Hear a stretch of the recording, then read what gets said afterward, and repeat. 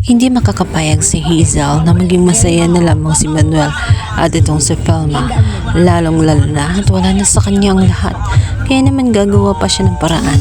Sasamantalahin niya ang pagkakataong gayong nalimutan nga ni Felma ang iilan sa mga alala nito.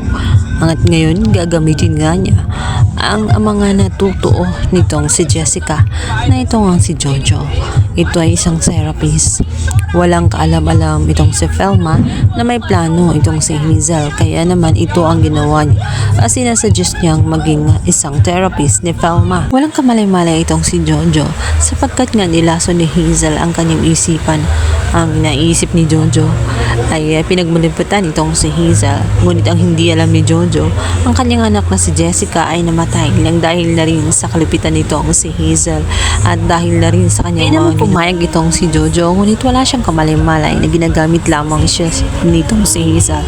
Subalit kalaunan ay malalaman din niya ang katotohanan na maayos ang pakikitungo ng pamilya ni Felma at pamilya ni Manuel dahil na rin sa salaysay nito. Minungkahay din kasi nitong si Felma na ito naman si Jojo ang maging therapist dahil nakita naman ni Fel naman naging mabait itong si Jojo sa kanya.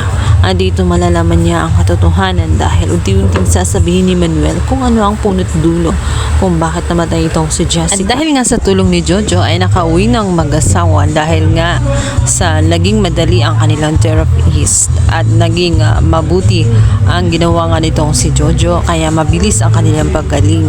At ngayon iniinyahan nila itong si Jojo sa kanilang bahay.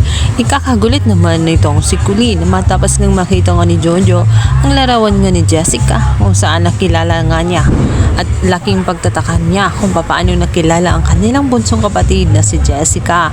Wala silang alam na itong si Jessica ay anak nga ni Jojo mula kay Hazel na tinakasan niya noon na pinaako naman nitong si Manuel.